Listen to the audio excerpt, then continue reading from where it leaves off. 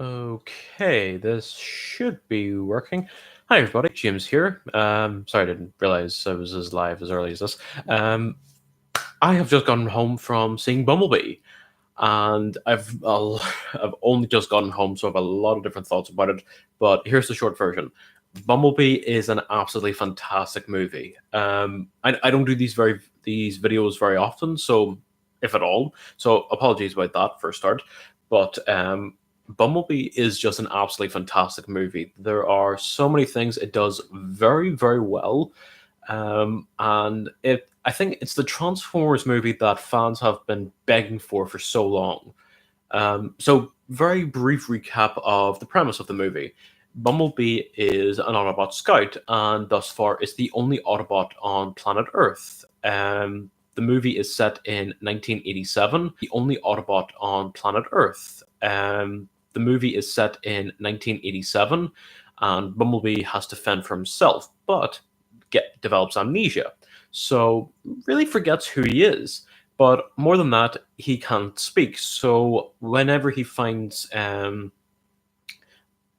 new friend called Charlie, played by Haley Sinfield, apologize, um, she has to help him sort of navigate through this new world that he's in, figuratively and literally. Whilst also Bumblebee has to evade being hunted by Decepticons. So that's the very rough premise of the movie. And for the record, this is a non-spoilers review. Bumblebee was very impressive. The action was very good. Um, Something that I found a lot about the previous Michael Bay movies was that obviously the action was still very good, but in this movie the action is especially good. Like obviously in the past, it came down to punching and blasting and cutting stuff with giant swords. That was pretty entertaining on its own. The great thing about this movie was that there's a much greater emphasis on hand to hand combat, and that was very much appreciated.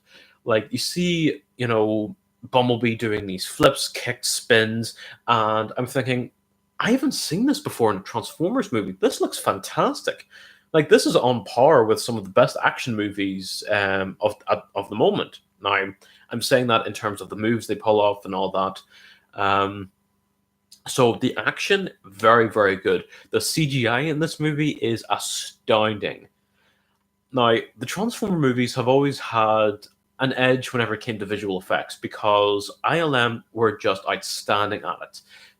The first movie in particular was a major game changer because in the past, ILM had this saying of if you can hide it in the shadows, hide it. But in the first Transformers movie, these characters were out in the open. They were being exposed to direct sunlight, so they had to completely change their approach to it. Sorry, ILM had to completely change their approach to it. So they completely revamped everything that they knew and did, and the effects at the end of the movie looked phenomenal. Now, over time, the CGI has become very obvious. What's weird is looking at the first Transformers movie, the CGI is really good, but then you can notice something about the CGI looks very consistent throughout Revenge of the Fallen onwards. I'm not sure what it was, but you could clearly identify what was CGI. Then The Last Night came along, and ILM actually updated some of their animation software. Or, apologies, I may be getting part of this wrong. I'm not sure if it's updated part of their software or developed new techniques or software to help them. The short version is that they dramatically improved their lighting.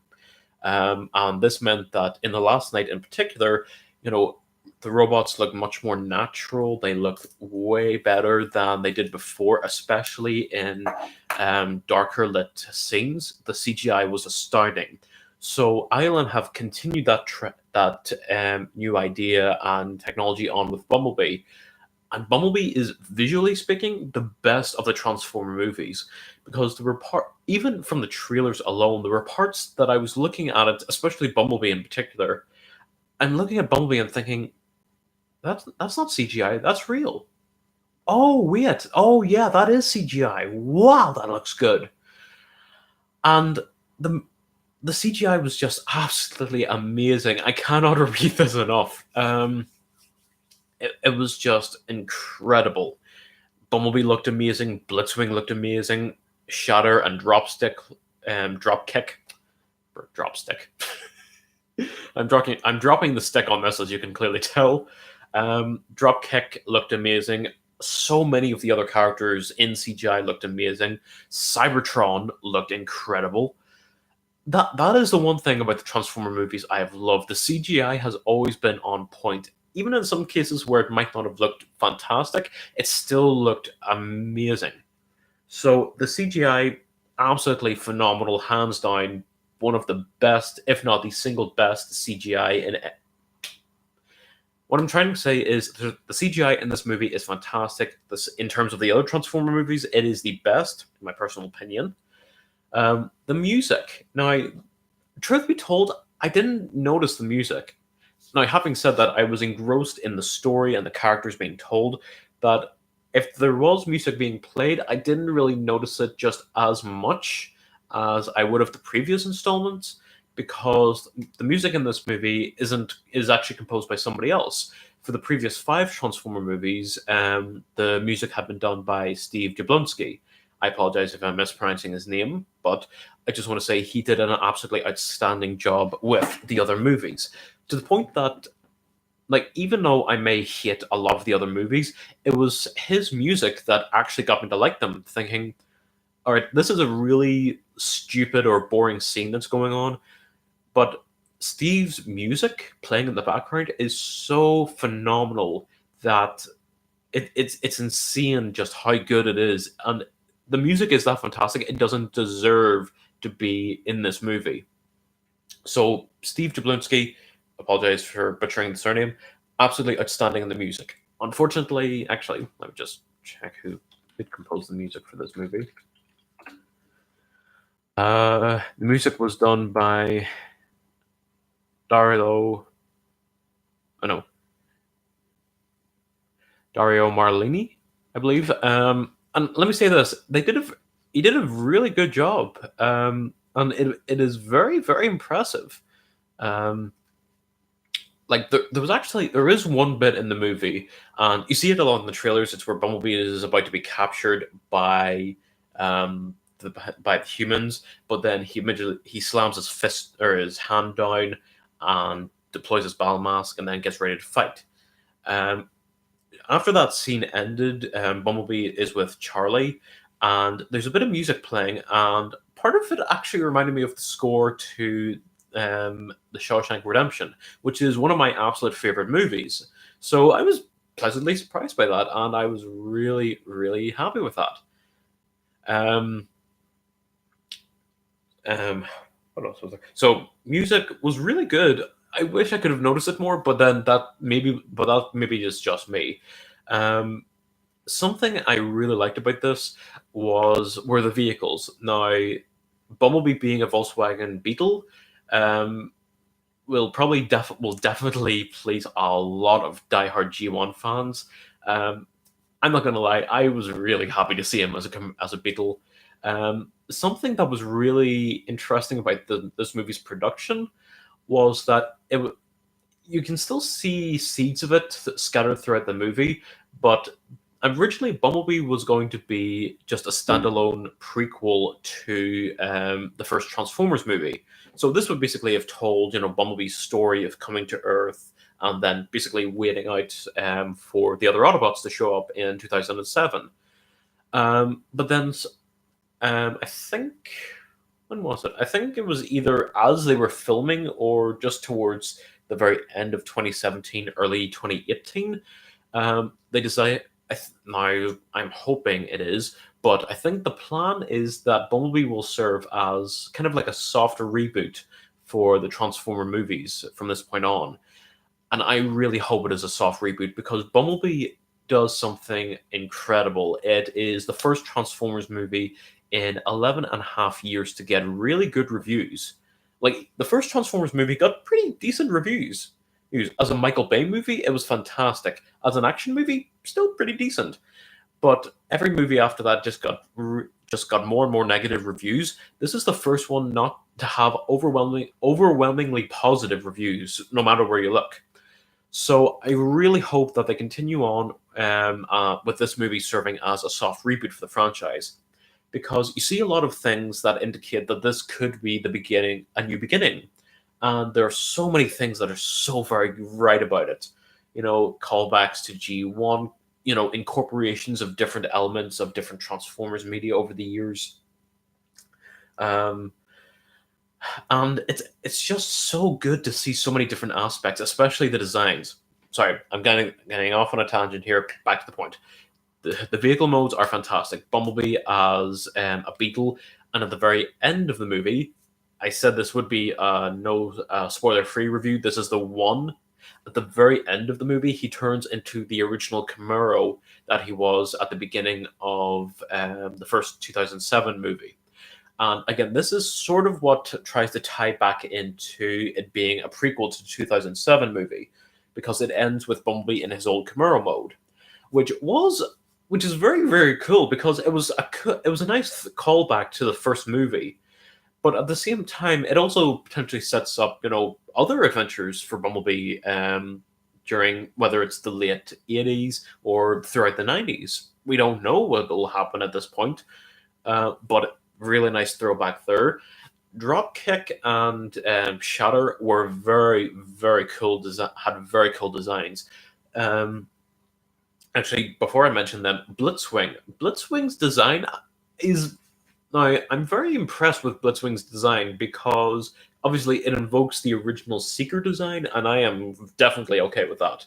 I've never been like a diehard G1 fan, but it's surprising just how cool it is to see those designs on screen in live action. And um,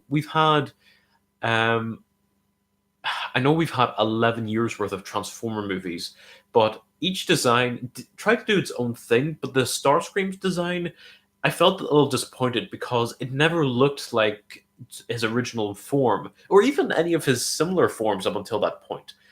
Before the movies had come out, I think the closest in terms of like G1 accuracy or replication, if you will, was Starscream in Cybertron or Galaxy Force, personally speaking. So to see the Seeker design on screen in that way for the first time looked outstanding. So Blitzwing, absolutely spot on. I am disappointed that he wasn't a triple changer, but having said that, Travis Knight said that he preferred Blitzwing as a Seeker, which kind of surprised me, but also said that this is a guy who understands the material he's working with and is willing to make certain changes to it. So I was very happy with that. But back to Shatter and Dropkick. Their designs are very, very cool. I love their vehicle modes. Both of them are triple changers, which is really, really cool. And over the course, whenever they crash land on Earth, they originally scan their car modes. But then later in the movie, they then scan their aircraft modes. For Shatter being a jet and for Dropkick being a helicopter. But what's really cool is after the crash land on Earth, you see all the car parts as part of their robot mode, and it's not surprising, it looks really cool. But then after they scan their aircraft vehicle modes, you then see these different aircraft components being added to the robot mode, and it looks so fantastic. To the point that, like, whenever you see them transform for the first time after scanning their jet modes or their aircraft modes, like you see, oh yeah, she didn't have wings on her shoulders before, and he didn't have helicopter blades hanging from his back before. That is really cool, and like they just look fantastic. This is a trend that is the last night started off, and I am so thrilled that Bumblebee is continuing on that legacy, and that is streamlining a lot of the design. Well, rather, it started with Age of Extinction, but it continues with Bumblebee, and they did a fantastic job with it. And that is that they've started streamlining the designs. Now, relatively unpopular opinion, but I actually really liked the original '07 designs. Optimus and Bumblebee, maybe Ironhide as well. In particular, they are my favorite Autobot designs from that movie. And the thing that I was really disappointed with about Age of Extinction was that they took everything that looked cool about Optimus and streamlined it to the point of you couldn't recognize him. Aside from the head, you couldn't really recognize that was Optimus. So what I'm so thrilled about this movie is that they continued streamlining. Excuse me, but they've done it in a way that looks so very, very cool. Bumblebee in particular has always had really good designs. So to have him be the Beetle again with those really cool, smooth, curved edges, just really played in to the whole streamlining thing that they've been doing. So bravo to that and to the animators, the designers, absolutely outstanding. Um, now, I'm just seeing in the comment section, somebody's asking, "Do you know if there's a plan for a Bumblebee sequel?" That's the sort of thing. I'm not sure just as of the moment. Just scanning about here.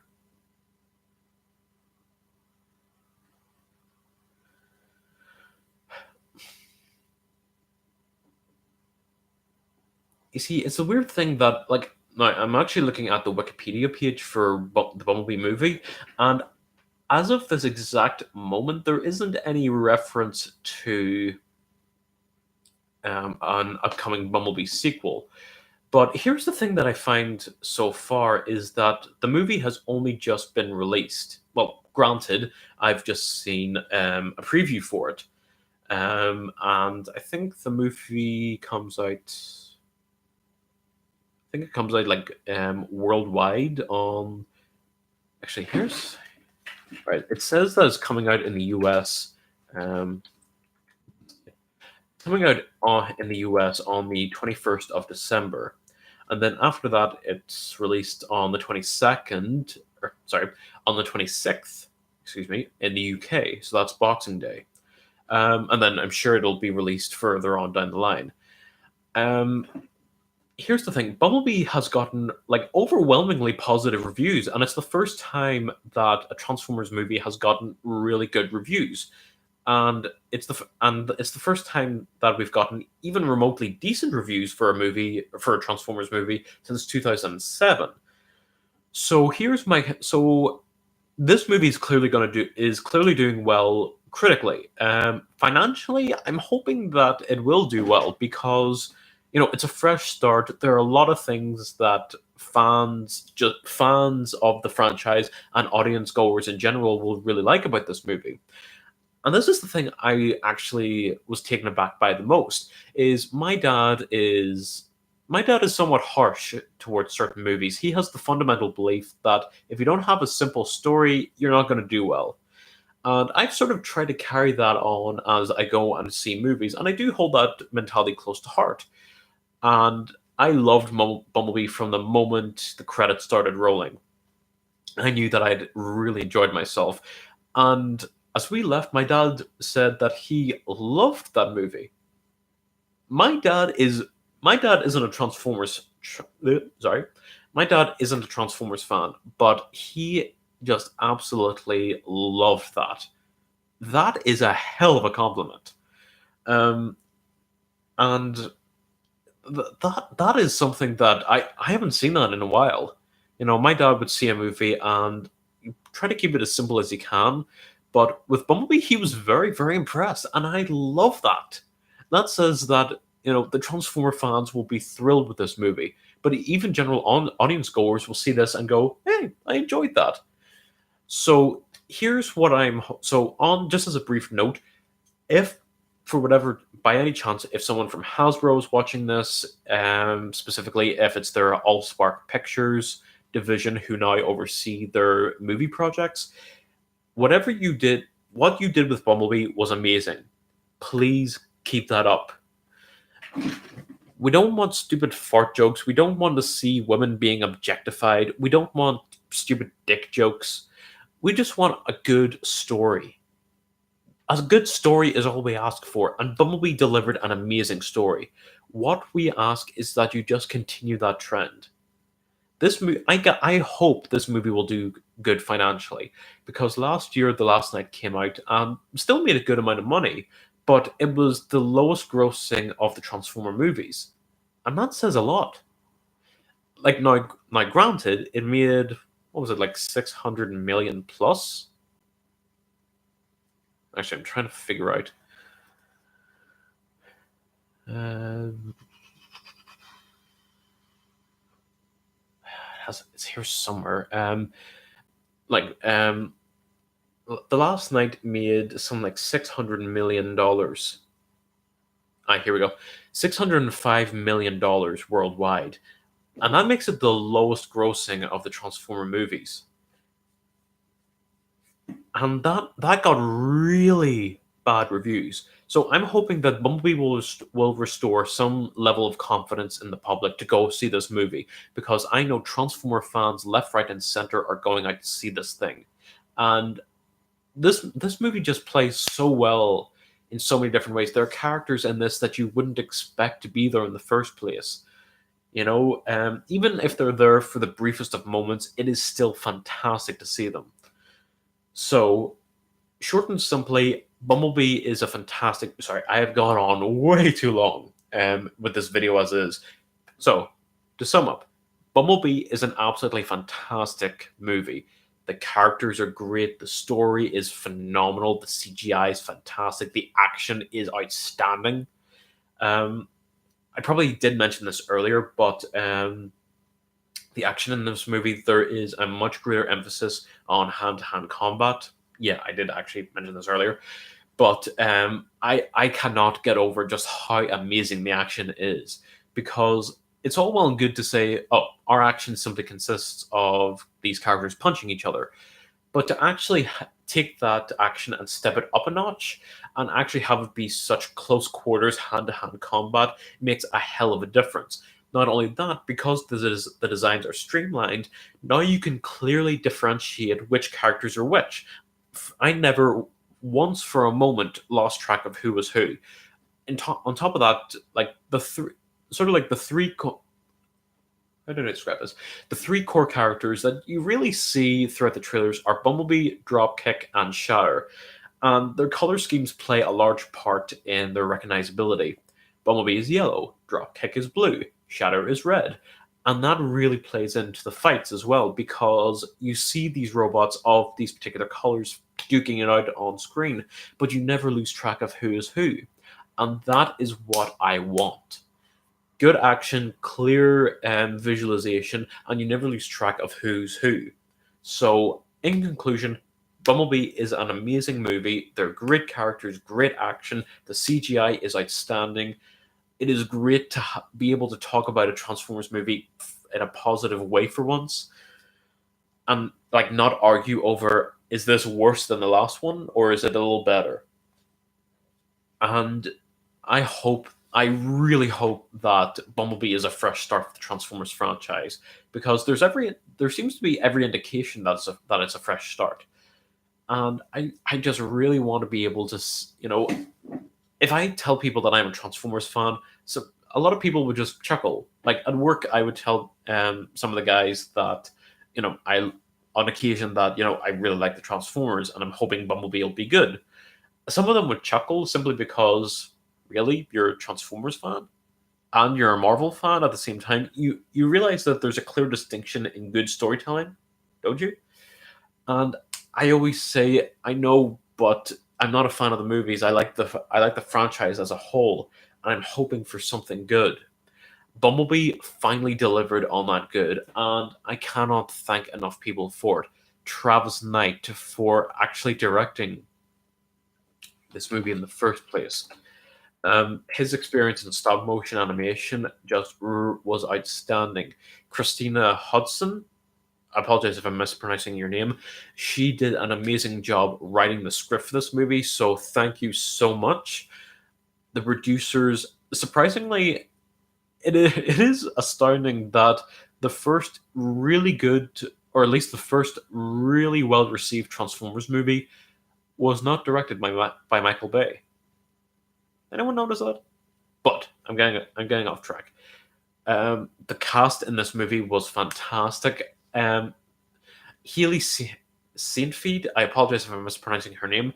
She is an amazing actress, and this movie just really demonstrated just what a phenomenal talent she is. You know, from singing to acting, she is really, really good at this. Um, and now I will say this: there are minor elements of humor in the movie. Um, now, I'm not saying that every movie has to have absolute smash hit comedy, but humor helps to break up like a serious tone, or at least helps to lift the mood a little bit, especially if the situation's tense. Some of the humor wasn't fantastic, but I'm more than willing to forgive that because the story took precedence and it was fantastic. Um, the thing that I liked the most was of the two Decepticons, Shatter and Dropkick. Shatter clearly established herself as sort of the leader of her little duo. Now, if she was the leader, then that's I have no problem with that. But it seems very clear early on that she cemented herself as the leader of the two, and Dropkick was just there for the ride. I actually love that because Dropkick, he didn't. Now, my only issue is that they didn't show off a lot of their personality, which is sort of a shame because they're brand new original characters created for the movie, and I would have liked to have seen a little bit more of their characters or their personalities. But Dropkick was particularly cool, voiced by Justin Theroux. No, he's the Canadian Prime Minister. Get it right. Um, no, Justin Trudeau. Justin Theroux voices Dropkick. You can see I'm losing track of myself. Short version is he did a really cool job voicing Dropkick. I especially love that whenever he spoke, he didn't have a mouth per se, but whenever he spoke, green LEDs showed up on the front of his face where his mouth would be, and that was a really cool little distinctive look, or a really cool unique detail. So I really like that. Angela Bassett, and if you don't recognize that name, she is the mother of Black Panther in the movies. She voices Shatter, and she did a really good job. I really liked her voice, especially in the moments where she was coming off as the leader or being rather aggressive. She really owned that role, and I was really pleased with it. Um, Something that really surprised me was that at the very, very beginning of the movie, Bumblebee talks, and he's actually voiced by Dylan O'Brien or O'Brien. Need to check that out. Dylan O'Brien, sorry, he actually voices Bumblebee, the guy from The Maze Runner. Does a little bit of voice work for Bumblebee, and that is really surprising. I was not expecting that. But he gives Bumblebee such a unique voice that I really, really liked. Um, and then there were a load of other voices in this movie. You only hear very early on. So if you're going to this movie to see the original sort of G1 characters, or most of them anyway, it's definitely the opening act of the movie or actually the first 15 minutes that you really want to stick around for because, for a start, they look fantastic.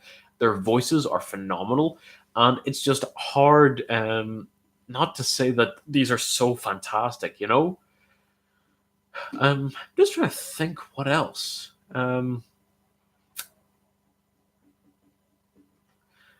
Yeah, by this, like, geez, this video's nearly going on for half an hour. Bumblebee is a fantastic movie. Go see it. Yeah, that seems to be that. I'm sorry that this video has gone on for so long. I didn't plan any of this. I've just been rambling. And that has definitely that has not helped the video in any way because now we're crossing into 29 minutes and I should shut up now. So, thanks for watching, everybody. Hope to see you all again soon, and I hope to do another movie review video like this again soon. So, I'm hopefully planning on seeing Spider-Man Into the Spider-Verse very shortly, so who knows, maybe I'll get around to that. So, thanks, everybody, and I'll see you all again soon.